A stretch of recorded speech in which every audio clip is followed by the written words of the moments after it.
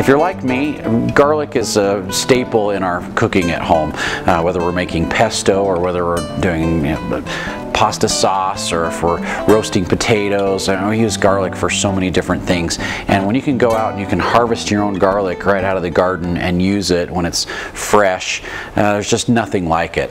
And the great thing about growing your own garlic is we have so many different varieties here at Anderson Seed and Garden. Instead of just being able to go to the grocery store and just buy whatever's on the shelf, because usually they have a variety there that's called Gilroy, and Gilroy's a really good garlic, but there's a lot of other ones out there that have a lot better flavor and a lot richer, fuller flavor, and I've really got some favorites that we carry here at Anderson's. Now, the best time for planting garlic is from about the first part of September until the ground freezes, generally in November, sometimes the first part of December. So that's your window of planting, and we let those winter over and come up next year. They'll actually start growing in the fall, and then they'll come up like first thing in the spring. They'll grow all summer, and then you can harvest them in July and August of the next year. So it's a full 1 year life cycle to get those garlic to really produce well. You can plant them in the spring, but they just don't produce nearly as well as they do if you plant them in the fall.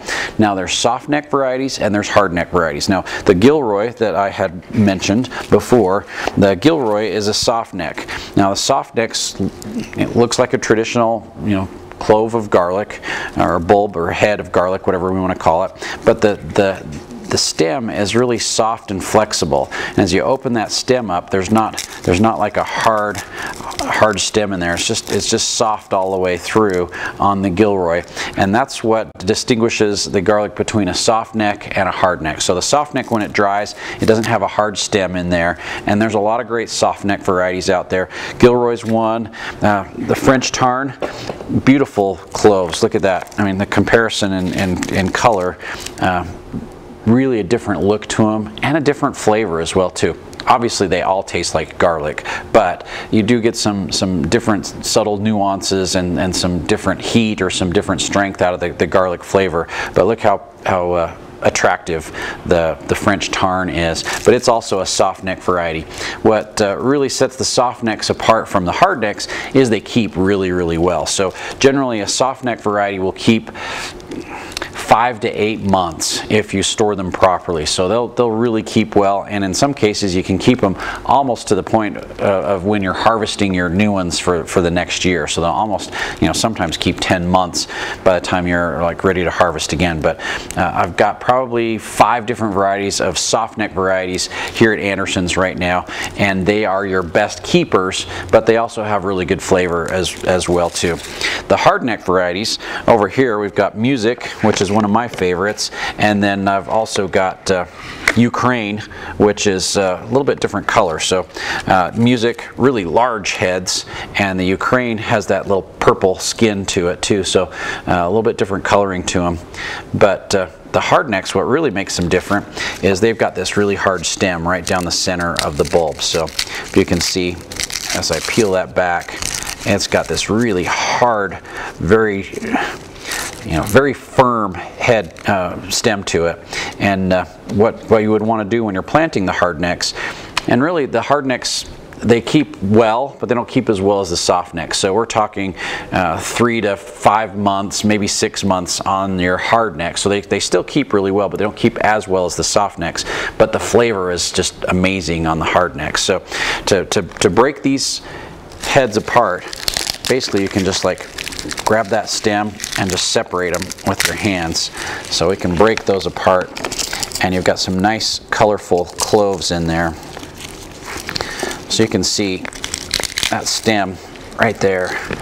That's the hard neck. So there's no more pieces that's going to come off of that. That's what really makes it a hard neck, is you've got these really hard stems in the garlic. But as you break those cloves apart, this is how we're going to plant them. So what I do is when I get out in the garden and I'm going to plant my garlic, I'll separate my individual cloves out. So we've got 3 cloves there. I'll take my handy dandy trowel, and this comes with a nice holster to it. So this is a really nice trowel, and you can do a lot of different things with it. But I basically take my trowel and I will stick it down into the soil, and I'll just basically move it back and forth to just make about a 3 to 4 inch hole in depth. And the great thing about this trowel is it actually has a ruler on there as well too, so you can see where 2, 3, and 4 inches are right on the trowel. So if I want to shoot for about 4 inches, I can stick it in there and say, oh, I'm about 3 to 4 inches right there. Wiggle it back and forth.